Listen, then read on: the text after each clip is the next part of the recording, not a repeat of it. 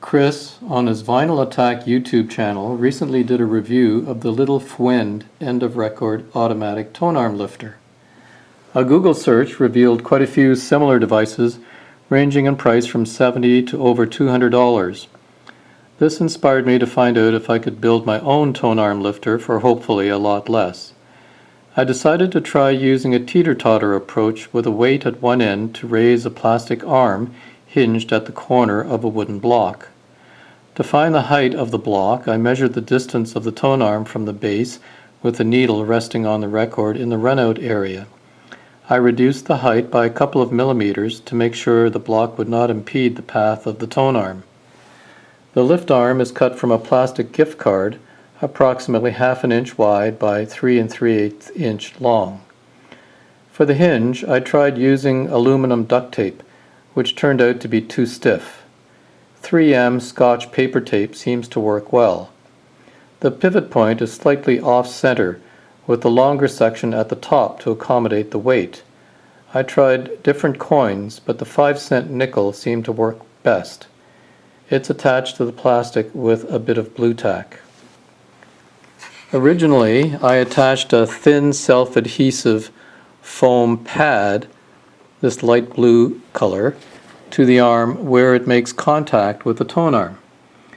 The abrupt lift action sent the tonearm oscillating up and down, and the needle actually came down with enough force to bounce off the record surface. Not very good for the needle.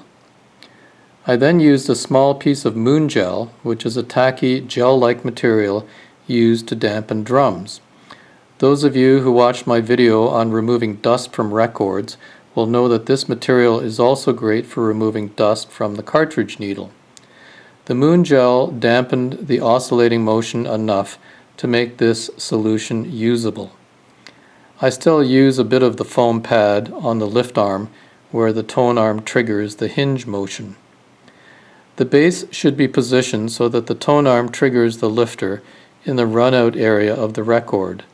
The runout area is different for each record surface, but I found that a radius of ½ inch from the 2-inch record label is a good starting point.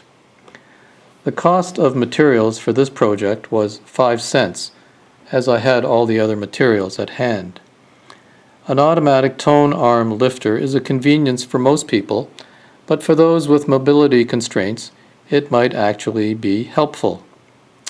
This DIY tonearm lifter is not as elegant or well engineered as the aforementioned products that you can buy, but the amount of money saved could go towards purchasing a handful of brand new records that will bring joy to your music listening experience. Cheers!